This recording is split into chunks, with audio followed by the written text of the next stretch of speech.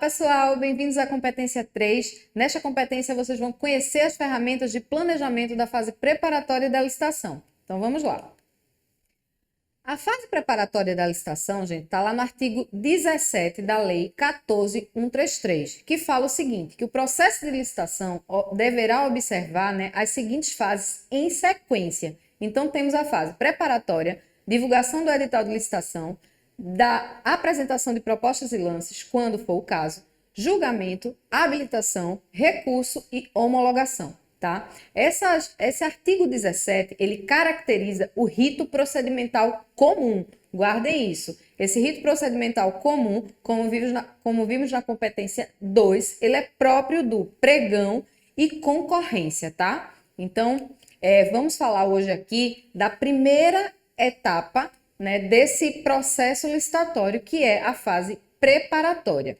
Gente, a fase preparatória é a fase que antecede a publicação do edital. Essa fase é marcada, pelo planejamento. O planejamento é algo muito forte da nova lei de licitação. Enquanto a 8666 ela se concentrava muito na fase externa, a nova lei de licitação ela dá muito foco a essa fase preparatória, que antes era chamada de fase interna, na 8666. Então, ela dá muito foco a essa fase preparatória, ela dá muito foco, dá muita importância ao planejamento, a essa etapa de decisões, de escolhas, de modelagem, de fundamentação da licitação e da contratação. Então, é nessa fase que é definido o objeto, abordando todas as suas características técnicas, mercadológicas e de gestão que possam interferir na contratação.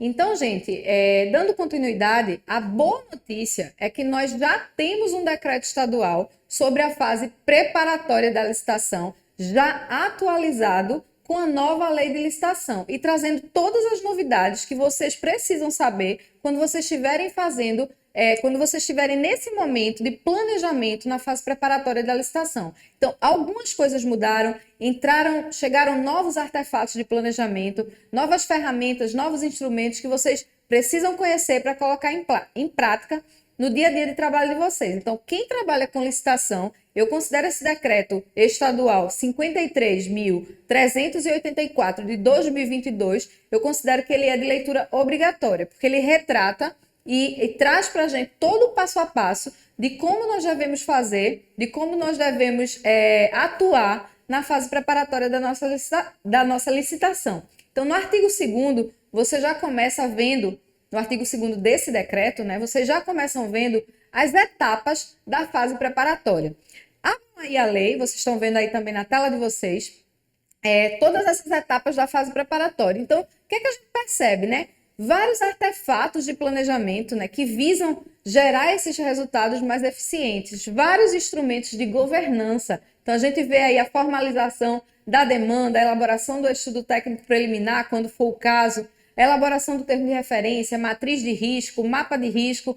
Vou falar um pouquinho sobre cada um desses elementos, desses artefatos de planejamento que são elaborados dentro da fase preparatória da licitação, desse fluxo procedimental comum próprio do pregão e da concorrência. Então, vamos lá. A quem compete, primeiramente, a elaboração desses artefatos de planejamento da fase preparatória? O decreto 53.384, ele diz que compete aos servidores da área técnica ou a uma equipe de planejamento. E essa equipe de planejamento, gente, ela é formada por um conjunto de servidores, integrantes de um ou mais setores do órgão, que reúnam as competências necessárias. Lembram que eu falei que essa lei ela é preocupada também com essa gestão por competência, com as habilidades técnicas dos servidores, em relação aos aspectos técnicos, aos aspectos profissionais, que eles sejam realmente capazes tecnicamente tanto de processar as licitações, quanto de trabalhar ali na fase preparatória. Então, gente, uma observação também que eu queria deixar para vocês em relação a quem compete a elaboração desses artefatos, além de ser esses servidores da área técnica competente e essa equipe de planejamento, eu queria deixar uma observação em relação ao agente de contratação, que eu já até falei em outra competência. Quando o agente de contratação ele pode integrar uma equipe de planejamento, mas quando ele integrar essa equipe de planejamento na fase preparatória da licitação, ele deve ter as suas atribuições restritas à coordenação das atividades, tá? Então, o agente de contratação, ele não é responsável pela produção de documentos da fase preparatória, tá? Então, seguindo aí aos nossos artefatos de planejamento da fase preparatória, pelo Decreto Estadual 53.384, nós temos o primeiro, que é o Plano Anual de Contratação. Essa novidade aí trazida pela 14133. Bom, gente, o Plano Anual de Contratação, ele é o ponto dessa fase preparatória da licitação. O objetivo desse plano anual é, além de materializar o planejamento, é racionalizar as contratações. Então, ele permite que os órgãos e entidades eles façam a prospecção de suas demandas e necessidades para o ano seguinte ao que é construído. Então, vai verificar a compatibilidade com o orçamento e definir as prioridades. É essa a função do Plano Anual de Contratações. Aqui, no âmbito estadual, nós já temos um decreto estadual que prevê aí os objetivos do Plano Anual de Contratação e todo o fluxo do processo em relação à confecção e aprovações do Plano Anual de Contratação. Esse decreto é o decreto 51.652. Esse decreto também já está atualizado com a nova lei de licitação. Então, peço que vocês deem uma lida, ele está no nosso material complementar. Então, gente, seguindo aqui, vou mostrar para vocês agora o estudo técnico preliminar, que é outro artefato de planejamento dessa fase preparatória da licitação. Então, o que é o estudo técnico preliminar? É um documento constitutivo da primeira etapa de planejamento. Ele visa estudar as melhores soluções possíveis para determinada contratação. É um documento, gente, que antecede, né, o termo de referência ou o projeto básico. Ele é um documento que ele vai dar base ao termo de referência ou ao projeto básico, caso se conclua pela viabilidade daquela contratação. Então, o ETP, que é o estudo técnico preliminar, ele não serve para definir objeto. O ETP é para estudar soluções para a administração, né, as melhores soluções possíveis para determinada contratação. É um documento de cocriação, então deve haver aí uma equipe multissetorial estudando aquela melhor solução para aquele problema, para aquela contratação da administração. No decreto estadual 53.384/2022, que é o nosso decreto de fase preparatória, ele vai dizer lá no artigo 7º quais são as hipóteses de obrigatoriedade de elaboração do ETP. Então, assim, não são em todos os casos, em todas as contratações, que vocês precisarão fazer o estudo técnico preliminar, tá? Existem as hipóteses de obrigatoriedade lá no artigo 7º. E os elementos que compõem o estudo técnico preliminar estão dispostos lá no artigo 8º também do Decreto Estadual 53.384 de 2022. Como é que você faz o ETP? O passo a passo do ETP está lá no artigo 8º. Deem uma olhadinha. Seguindo aqui, gente, eu trago para vocês o próximo artefato de planejamento, que é o termo de referência. Então, concluído o estudo técnico preliminar, passa-se a elaboração do termo de referência, tão conhecido por todos nós. Então, o termo de referência é um documento obrigatório, tá? Tanto para processo licitatório, quanto para contratação direta, dispensa e inexigibilidade. Já me perguntaram uma vez, é obrigatório para dispensa e inexigibilidade?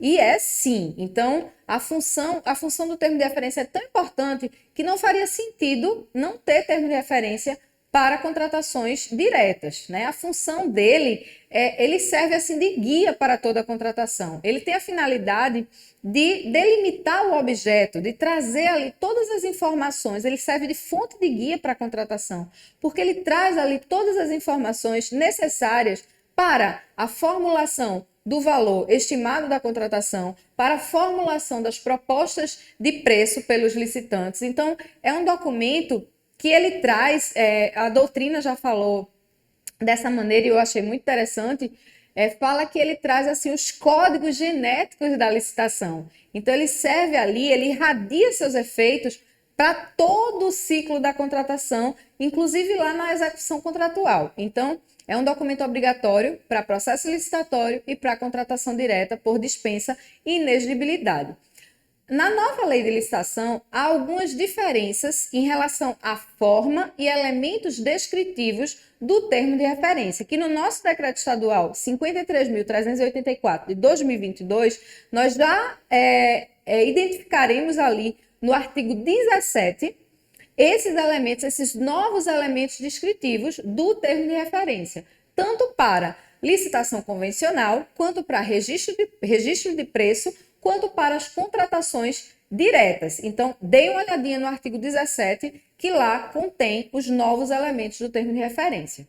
Seguindo, nós iremos concluir dali todo o estudo da viabilidade da licitação através do estudo técnico preliminar e definido o objeto através do termo de referência, nós iremos orçamentar a contratação. Fazer a orçamentação da contratação, definir ali o valor estimado da contratação. E como é que vai ser definido isso? Através de ampla pesquisa de preço e com a diversificação maior possível de fontes. Porque esse valor, gente, previamente estimado da contratação, ele precisa estar compatível com os valores praticados do mercado. Nesse curso não dá tempo, o tempo é insuficiente para explicar para vocês como é que vocês vão fazer, como é que vocês vão elaborar um orçamento estimado de uma licitação.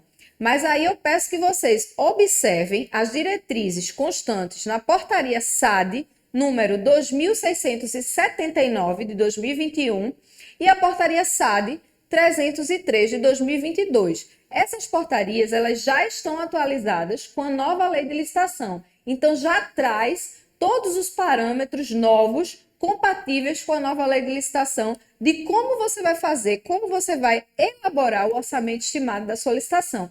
Inclusive, gente, eu peço a vocês que consultem o site da SAD, que existe lá estudos de precificação e um mapa de preços automatizado, que certamente vai facilitar a vida de você, a sua vida, gestor, quando estiver elaborando o seu mapa de preços. Então, peço que vocês olhem lá no site da SAD, na parte de compras e licitações, que tem esse mapa de preço automatizado.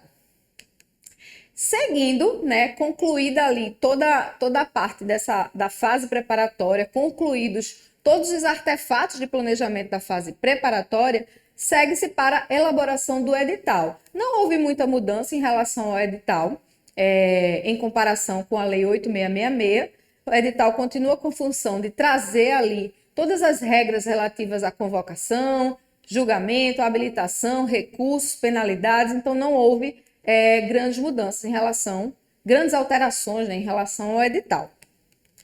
Eu gostaria de destacar agora 3 pontos, que eu acho bem significativo, bem importante da Lei 14.133.